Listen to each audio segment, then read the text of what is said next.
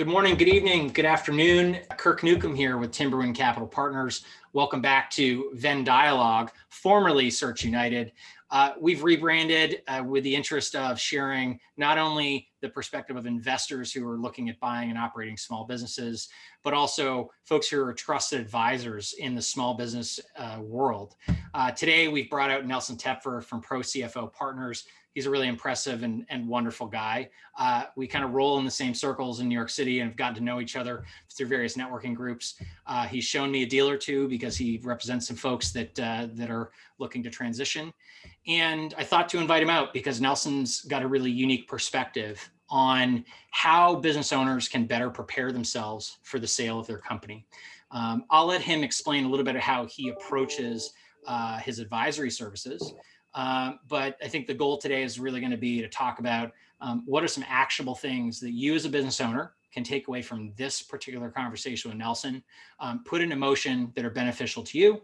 And ultimately, if you need services beyond that, Nelson's also a phone call away and a tremendous person to work with. So Nelson, I'll give it over to you. Maybe you can share with folks sort of who you are, where you come from, what makes you really qualified to talk about what you're talking about today. Thanks, Kirk. Thanks for having me on. So, as Kirk mentioned, Nelson Tepfer. I am the co-founder and managing partner of ProCFO Partners, where I lead a team of nearly 30 CFOs in providing part-time CFO services, mainly for companies that don't want, or cannot afford a full-time CFO. We believe most organizations and companies in the lower to middle market space simply don't need a full-time CFO, and we feel somewhat qualified in making that statement, as both myself and every member of my team have been an actual CFO before. We help companies with their finance and accounting function get to that next level or move on to whatever comes next for them. We're helping the business owners achieve their goals, whether it's operational, financial, or strategic. And that can take a whole bunch of different forms. And those are the different areas that we come in to help business owners and their organizations. Superb. All right. So Nelson, I get a sense of where you're sort of helping folks. Maybe you can share just very lightly, what led you to start ProCFO and sort of bring you up into this kind of advisory role. Of course. So it's been an interesting road from my perspective. Back when I used to work for a living, which is how I jokingly refer to, and I was a full-time CFO. Friend of mine reached out to me and said a friend of his was having some trouble with his company. Can I have a conversation and see if I can help? And I was like, all right, help out a friend of a friend, no problem. We'll have a conversation. And then that conversation turned into a year-long interim CFO role that I actually juggled with my full-time role. Very, very busy year.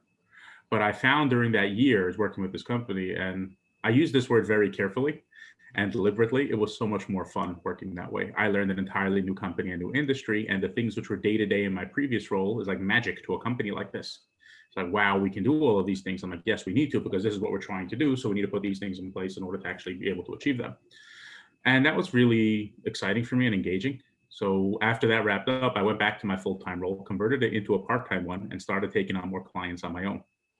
Over the next, got to be 7.5 years, I did this across nearly a dozen industries with companies ranging in size from startup to $500 million in revenue. And I really enjoy doing this. But when you do this kind of work on your own at this level, you run into the same three challenges again and again and again. It's very difficult to develop new work while you're currently working with your clients. It's feast or famine. It's either way too busy or not busy enough. And you only have your own experience and expertise to offer, which means you get pushback from some companies about, well, you haven't worked in this industry before. And perhaps more importantly, you don't have any teammates or colleagues you can really bounce the ideas off of. So when I set out from there on the path to really figure out a way to how to do this bigger and better, which led to the formation of ProCFO Partners. And now there are nearly 30 of us supporting each other and helping our clients achieve their goals. 30 of you. 28, I think, at last count. All right. 28, Nearly basically 30. Yeah. That's excellent. That's excellent, Nelson. It sounds like you have right to be proud for what you built. And I assume along the way, you've helped some folks tremendously. I was going to ask, from an industry perspective, right, do you think of yourselves in that regard? Do you have practice areas, or are you really more concerned with the finance function on its own? So it's a pretty interesting question. And, I would have said when we were significantly smaller, it was specific things. But because of the length and breadth of our experience and expertise, we've been in almost every industry imaginable, and probably some industries that you can't imagine. I think we picked up a client in the rare reptile breeding space, for instance. you know. So that's aside from all of the traditional, manufacturing, distributing, professional services, whether it's even as far as doctors groups, law firms, not-for-profits. And like I said, almost everything imaginable. I think at last tally, we were in more than 20 different industries, depending on how you categorize them. So at this point, we have the experience and expertise to help in almost every industry, like I said, that you've come across, and probably quite a few that you haven't. And that's really what's great about building the team, is that we have the people on the team who have literally been in this industry before, who have built companies in this space before, at various stages of various sizes. So we're able to leverage each other's industry experience and knowledge, and therefore we can focus on, okay, which one of the CFOs on our team is going to be the best fit to work with that CEO or executive group or owner. Because the industry experience we can leverage off of the team. Now, usually the person who is the best fit very often has been in that space before, but this is the way we're really able to help our clients continue to grow and scale. That's excellent. That's excellent. Before we segue to the serious stuff, you mentioned that you used to work and now you're having more fun, or you implied it. Why so? Well, for me, it's really being able to have such interesting and various conversations on a daily basis. For instance, the same day I'll be speaking to a 4-person growing company, and then the issues that they're facing. I'll be speaking to a 350-person manufacturing company and the issues they're facing. And being able to have this impact on these companies is really something which I find incredibly engaging and impactful. We believe every business deserves an expert CFO to guide their success, just as we believe every expert CFO deserves a platform to practice in a way that's meaningful to them. And being able to build this out to support both areas is really what we're working on. And we are thrilled with how many companies we've been able to help, especially manage through COVID over the past year. I can only imagine things have been busy for you, without a doubt. Yes, they have. Yes, they have. All right. I don't think today is going to be a big conversation around COVID unless you've got very specific discussion items on it. Because I have seen some treatments actually lately of PPP dollars being run through revenue. And I'm not an accountant nor a CFO, but it raised my eyebrows. So it's on my mind. So let's transition, Nelson. I would love to talk a little bit, or have you share with folks who are listening, your advice, right? Really actionable things that they can execute tomorrow, right? That are going to help them improve their day-to-day operations, their financial operations, improve the profitability of their business, saleability of their business, and its appeal to a buyer like myself. Absolutely. So we can start with some basics, is being clear what that actual goal is.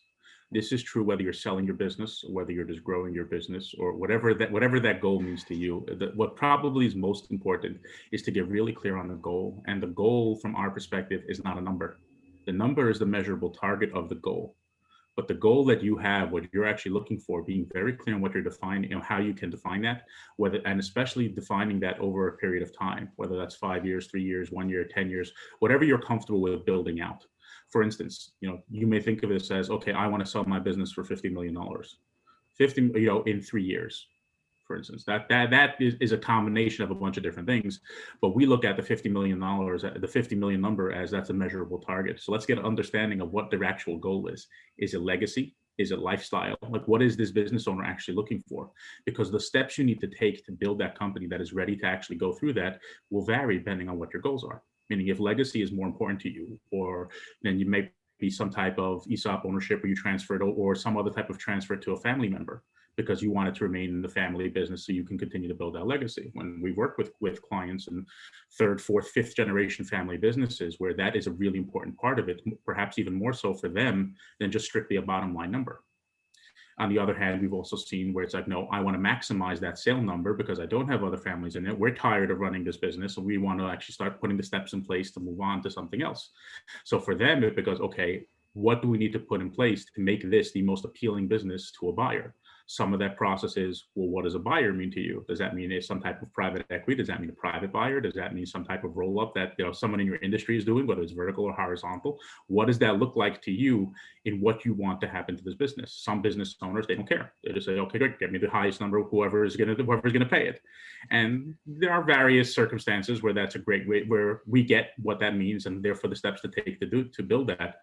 But what is important to recognize at the outset is being very clear on what your goal is. And that's really really true, like I said, whether you're selling, whether you're growing, whether you're scaling, whatever stage you're up to in the business, being very clear on the goals over not just what's right in front of you, whether that's 90-day objectives, but being clear on the 1, 3, and 5, what you're trying to build and why. Wow. All right. You have dispensed this advice more than once, by the sound of it.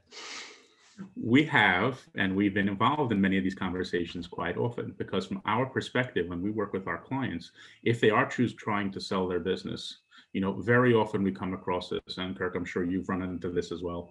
Very often business owners, when they decide they're ready to sell, there's two things, unfortunately, which they don't have the experience with and therefore think incorrectly. They all think the process of selling your business happens faster than it does. And usually they think it's worth more than it is. And they don't understand why these things are not true when it actually comes down to the process. And speaking to many transaction attorneys, October, November time, they always get the call, great, I want to sell my business before the end of the year. Or you're speaking to the business brokers who are involved in this space. And it's like, well, it's not quite that simple. And, obviously, depending on the size of the business, it gets even more complex, especially when you start dealing with tax ramifications and many other of the fun elements that get involved in this conversation. So because of that, that's part of why I'm talking, we very often start with what is the goal, because that helps us outline the actual strategy we need to take to help achieve it. So we want to sell in 3 to 5 years. Okay.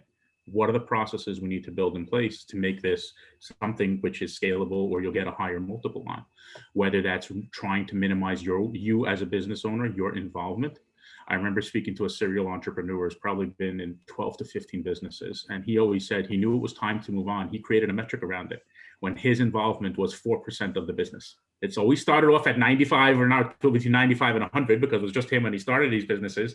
But he said his goal, he was very clear. His goal was to exit, and he knew that was right time when his involvement was less than 5% of the business. So in terms of hours or just... there are a bunch of different ways to do it, whether that's, if he was the best salesman, whether that meant sales he was bringing in, or there's obviously a bunch of different ways. But he created a metric, which I'm sure meant different things across different businesses. But the perspective is, if the entire business is dependent on the business owner, it's very difficult for any buyer to look at this as worth as much as they think it is without them there. And if you're truly looking to exit to move on to something else, then you have to make sure that this entity is set up to succeed without you. And many business owners, again, as they grow their business, it's not that they remain so involved in every single thing, but they underestimate their own value within the organization. And when someone's looking at this from a third party, is whether they can buy it or not, or where it fits in their strategic plan, without that owner's involvement, obviously, they look at it as it's not worth as much because this is the person who's driving the company. You're speaking my language, Nelson. You are absolutely speaking my language. I describe it as the asymmetry of information. We might be in the industry or well acquainted with it, but we are not well acquainted with your business. It's built in your image and it is unique, as is your team and the people inside it and the process you built. And how do you design something that's palatable and that can get people comfortable as an outsider looking in? So from our perspective, again, when we start getting into these conversations, a lot of it comes down to the systems and processes, or if it's the sales aspect, great. Very often the CEO, business owner is the top salesperson in the organization. How do we build the rest of the sales function that exists without him? But that's something that needs to be built if they plan on selling, because if that person remains the highest salesperson in the organization, obviously it'll be much tougher for them to sell it. If every single relationship or a large portion of the revenue is driven by that business owner, it's certainly a lot tougher. So whether it becomes building out a true sales function, which is very difficult, and many businesses struggle with very different elements of it every single day, whether it's getting true sales people who I think of as hunters, as opposed to simply the account managers who wait for the calls to come in, or being able to manage that. It's not just as simple as taking your best salesperson and making them the manager, but it's being able to put in a true management function of the sales process. Now, of course, this varies by organization, right? Some companies don't need to have that because they're driven entirely by online presence.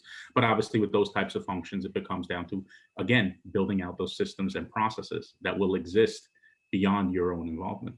And this is true throughout the accounting and finance function. This is true throughout the operational function. This is true throughout the strategic and sales function.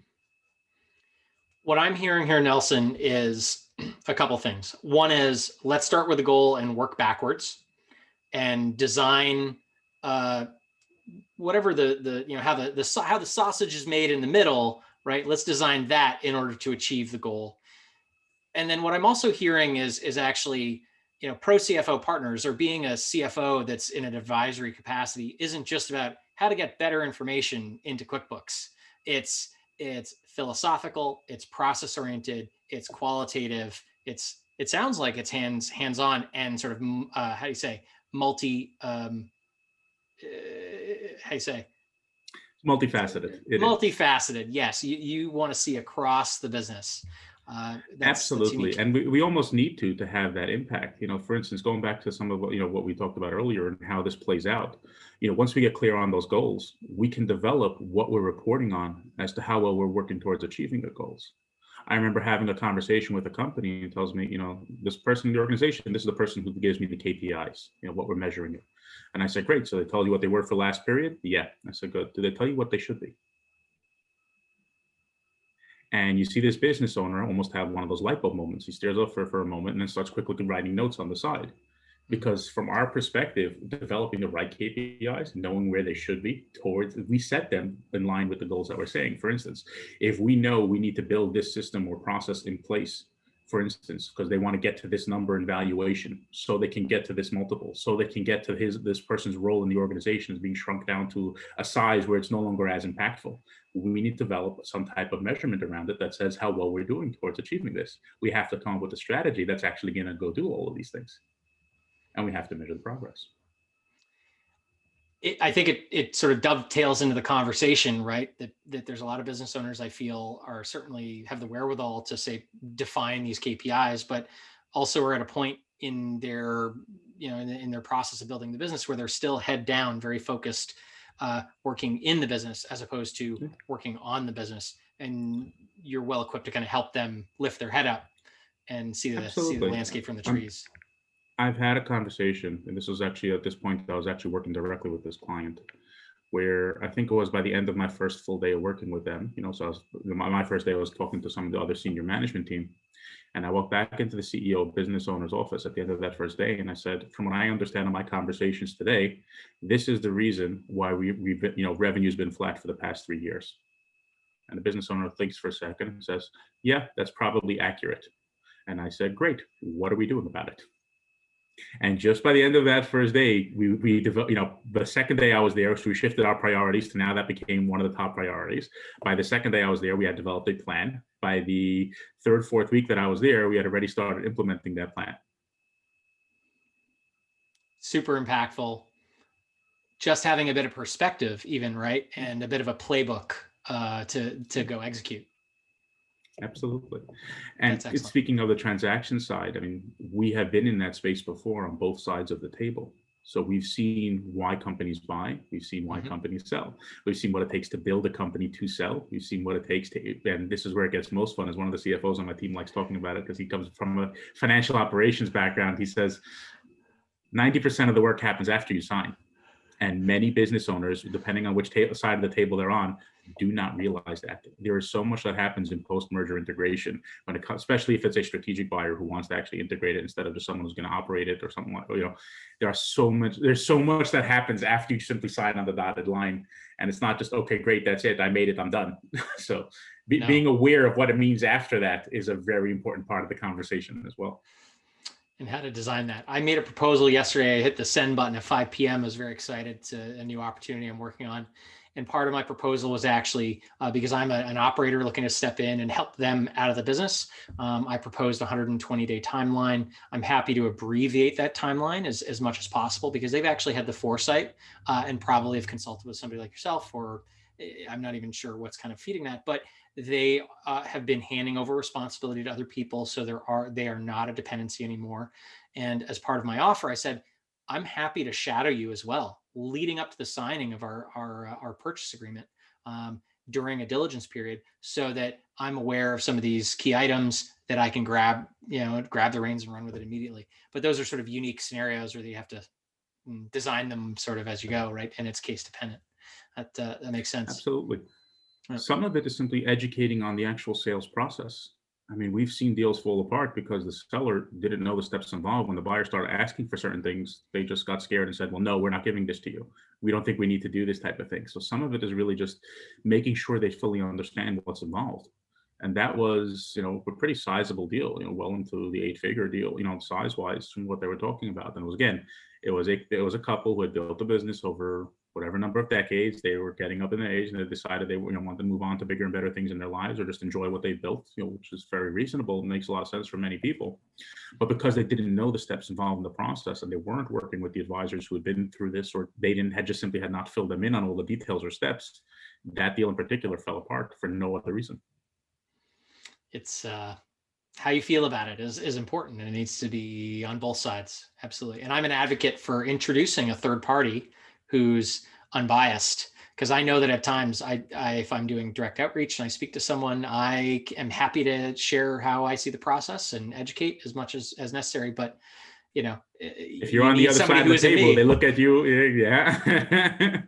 they look at you a little suspect. Well, that's what you want to do. Was that what's in our best interest? And of course, knowing you, I mean, usually it's, I'm sure, just a standard type process or information that you're sharing with them. But it is very helpful very often to make sure they have that right advisory team, whether that's an accountant who's been through this, whether that's the lawyer, whether that's, the investment banker or business broker, or anyone involved in this process, making sure that that's somebody who's been through this before, of similar sizes, who can really educate both, whoever they're representing on what's actually going on and what will happen through this process. Absolutely. Talking sort of about the more tangible aspects of this process, right? The data and information that's being collected. How can a business owner think about it, right? In terms of preparing that information, partly to make it easy for them to disseminate it, but I think also to instill confidence in a buyer who's looking from the outside into their business. So a lot of that comes through with, again, many business owners, as I'm sure you've seen, especially the ones who built it over a certain period of time, may have certain things on their books, whether that's borderline personal or other things like that. A lot of it comes down to obviously first making sure none of, as that's there, you're able to very clearly communicate and discuss every single aspect of anything you're sending out. There should never be that element of, well, what's this? And it's like, oh, I need to look into it. Let me check. It sounds very simple. Unfortunately, that means as a business owner or someone who's involved in that process, you need to learn all about these different areas. It's not the type of thing with, oh, my accountant is dealing with this, I don't know. Because you have to be ready to answer the questions on every single thing you are sending to another party. So that's first. So just making sure as a business owner that you actually fully understand every single thing that's being sent, why it's being sent, and what it means. For instance, even before you walk into the process, you should have some idea of what your business is worth. It's not the type of thing you walk into and say, okay, great, let's see what they offer me. Again, it happens, and it happens successfully very often. It's not like it can't happen that way. But as a business owner, talking about being informed in the process, is you should have some idea, whether it's your own valuation that you do, you speak to your accountant, your attorney, your other advisors in this space as to what it should be worth. And different interested parties may offer different types of structures or different types of multiples or different numbers or different plans for what will happen afterward as well, and knowing what those different things are. So getting specific on what they need to build out on the financial side, it is making sure the books are, I'll call it clean, but I don't mean to imply that before it wasn't, but making sure that your financials are clear and very, again, I'm not going to say simple, but very easy to understand. You don't want to start having, you and I'm sure have both seen those financials where half of the thing is, I'll call it numbers and letters that don't make sense for any other business or any other company, but this specific one, because this is how they decided to create their financial statements. It should be all standardized. It should be something which is very simple and easy to read. And it's amazing to me how many companies still have, oh yeah, no, this means this for this type of thing. And it's like, I don't want to hear this means this for this. If they have to ask what something means on there's a problem. So just something as simple as that is being very clear on all the different aspects of what you're representing and what you're sending out, so that there's no questions back and forth. I look at it that for some things, now there will always be questions in a due diligence process, as there should be. But the way I look at it, anything that raises questions hurts the seller. That's the way I tend to look at it when we talk about this. Anything that raises a question hurts the seller, whether it's on valuation, whether they discount them more, whatever that is, or just makes them nervous and choose to walk away. Anything that raises questions hurts the seller. So it's not only the data itself, but it's also the response to the question about that particular item. Sometimes I feel like the response has been massaged, and I don't actually feel like I'm getting the full story, and I'm being sold. I'd rather not be sold. I'd rather just understand in its full sort of reality. And what we've seen in that, when or why that happens is for various number of reasons. Sure. So we know the businesses, and legitimately they have expenses that are run through the business. We're not talking about anything illegal in this conversation. So legitimately, there are expenses that run through it. Great. Be clear about it. There's nothing wrong with it. As long as you're clear about it and you can present it clearly, no buyer is going to say, well, forget it, because you did this, we're not going to touch your, as long as it's something that's clear. And business owners get very defensive around this area. They get very nervous around a lot of this kind of area. What we found, as long as it's something that's very clear and clearly communicated, it's not an issue. And that's where they start getting defensive and vague and start becoming, that's when you start getting sold something where they're just trying to convince you that everything is normal because they're scared of an aspect. And look, there are some times when they should be scared of some of the things that happened or what they're representing. But those are the scenarios where it becomes more important to prepare for this process so you don't run into issues like this. I like it. I have run into some situations where folks have changed their accounting systems, a year or two prior to starting a conversation with me.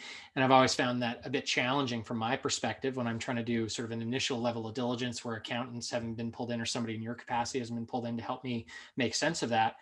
How do you think about that, right? If you were a third party working with somebody on the seller side. So that's an interesting one, because very often we may advise clients to put in a better system if they're preparing to sell, because there are certain limitations to wherever they may have been previously that we know, and they've worked with whatever number of years because they know the business. So for them, it wasn't a limitation. Then we start telling them, great, but if you're moving up to the next level or you want to sell something like this, you have to be prepared to invest the money in a better system. So we've seen that happen as they prepare for a sale. It doesn't mean everything before they put that system in place shouldn't be clear as well, because if you're going to send them 3 years of financials, those 3 years of financials better have every single thing documented very clearly, and you have to have answers for every single thing. Whether you're generating it from any ERP or any platform that you're working with, it still needs to be clear. So yes, you may have something generated from NetSuite and something generated from QuickBooks, or something generated from whatever system you're on versus where you were previously. And usually most companies start off in QuickBooks or Xero or a similar type of thing and then move up as they outgrow them. But there's a reason why they outgrow them and why they switch to a new system. That doesn't mean the information you're sending a potential seller shouldn't be clear. And it's not like you should have any excuses. Oh, well, this is in the previous system, so this is here. If you're going through this process, you need to make sure your information from the previous system is just as clear as it is from the new one. You want to tell it's a different format because of this, that's okay. But as long as the information remains clear and you have a very clear explanation as to why. For instance, I find many buyers appreciate a company that chose to invest in this technology, even if it was just a year and a half or 2 years ago. So it's not something that needs to be defended. It's something that you still need to be able to clearly communicate. I love it. All right. Cash accounting versus accrual accounting when it comes to preparing for a transaction. So every company, as they grow up, kind of needs to be on accrual. I think everybody kind of knows that. What you report for your taxes is between you and your accountant and the government. We're not talking about the tax side of things at the moment. We're talking about simply the reporting. And accrual, as simply as accrual, just simply gives a greater insight into what's actually going on in the company. It's not that you can't find the information in cash, but I think, as you and I have both seen, accrual just simply gives a greater insight. What happened here? Why? As everything gets lined up accordingly where it's supposed to be. Again, that doesn't mean that you need to report for your taxes in that. I know of quite a few companies that report internally on accrual, but actually for taxes they're on cash, and that's okay. From our perspective, even when you're getting ready for the sale of a business, it's not that your tax returns need to be the same. Again, as long as you're having the conversation and being able to clearly communicate this and why, because they raise the limits on where you can report on cash, and there are some times where it's just beneficial for tax purposes for you to be on cash. That's okay, but you have to have the insight into what's going on a regular basis, and almost always that means accrual. Can you explain to folks in as simple terms as possible, right, why working capital is an important topic for business buyers and business sellers? It's a tough one. I'm sorry. That's all right. I mean, mainly a large part, it's talking about the reporting side of things or where this is going. in large part, that in many ways gives you some of the freedom and flexibility for what's actually going on in the business that's not necessarily showing up on an income statement. And if you just look at just plain P&Ls, which again, many business owners run their business off of, which is fine. But when you start talking about the buying and selling of a business, that working capital conversation becomes a really, really important one. Again, it goes back to the communication, it goes back to what you can actually demonstrate and show. It goes back to the history that you're showing, because we've seen companies where it looks great on one, but when you start looking at the other, they're upside down. And it's like, okay, well, what happened here? And again, it's not that you can't do a deal when you see things like this. It just becomes more about being able to very clearly communicate what's going on. First of all, seeing something like that very often scares off buyers. Just they don't even want to get involved in the conversation. So this goes back to the first part of that, is what you're sending them, and it definitely needs to include this, needs to be clear, needs to have the explanations, needs to be something you're comfortable. You as a business owner, I know they're not accountants usually, I know they're not financial people usually, but they still need to be able to explain what's going on. They need to understand all of these facets of this transaction so they can understand what's going on and actually answer the questions that they will face. Okay, I love it. Last How question. about your perspective on that one? 1 second. How about your perspective on that one? I'm not letting you off that easy. Yes, that's the way we like it. That's the way we like it. Where it gets really sticky is the working capital peg at close. Trying to disentangle the needs of the business from a working capital perspective, right? Which is sometimes as simple as, the difference between current assets and current liabilities, but layering in seasonality into the business, layering in the fact that a buyer is really interested in buying a business that is well-funded and well-capitalized at the time of close, not having to have surprises, trying to account for that and manage their fundraising process appropriately, but also to acknowledge that they're also considering sort of the run rate needs of the business. There are situations where actually working capital will increase dramatically post-sale given what's going on, and it should affect the valuation, but there's a dance that needs to happen. And there's the price that we negotiate and agree to as counterparties, but there's also what is working capital, right? And how do we think about it? What is our philosophy here? And what are the risks? Because we could value working capital in a really strict sense, but we also can value the risks that exist there because there are real operational sort of implications that are going to drive that. And I think the challenge if you're very strict about it, somebody from a third party can look and say, this is working capital, right? These are the working capital needs of the business. We will work to that. And unfortunately, I think it's tougher. It's harder to get to than we'd like it to be. So it can be challenging. Procedurally, I think the other side of this is working capital is a hang up. And I've been asked before to agree to certain working capital to pegs very early in my conversation, where I've only been shown sort of internal P&Ls, and we haven't run a third-party outsourced quality of earnings process that is going to, very mindfully explain to us what working capital actually is. That's why I think, again, like an advisor like yourself is in a good role to sort of walk people through the process and get them really comfortable with what it actually means, so that you can continue to build trust with the buyer over time and manage it actively. Or even something as simple as educating them. This is going to be part of the conversation. Again, many sellers, if they run their business, what they think of as simply. I mean, I can't tell you the number of conversations I've had, and I'm sure you've had quite a few more, where they look at themselves as, oh, we're just a simple small business. They're quite sizable by many other company size. So they don't think about many of these, the conversations that you were just having or about working capital. They don't think of it in that context, not realizing that the conversations that they're going to have when it comes to time to actually sell it are going to revolve around it.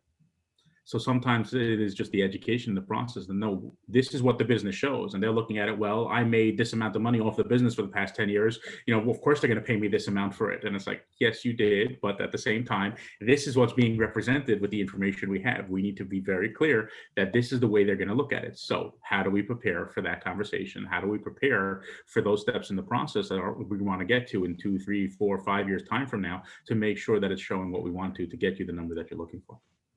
100%, 100%. I love asking upfront, right? Early on in my conversation, do you have a number in mind? Right. And being and sometimes people do, they know what that number is, and it's because they've run the math and they have a lifestyle they want to achieve, and that's okay. And it's a great, great thing. It helps us save a lot of time because we can get to brass tacks. And sometimes the business needs to grow into that number. And that's where somebody like yourself comes in. So what I'd love, Nelson, perhaps you can share, how does somebody find you, right? If they've heard some really interesting things and feel like you could be super impactful, what's the best way for them to get in touch?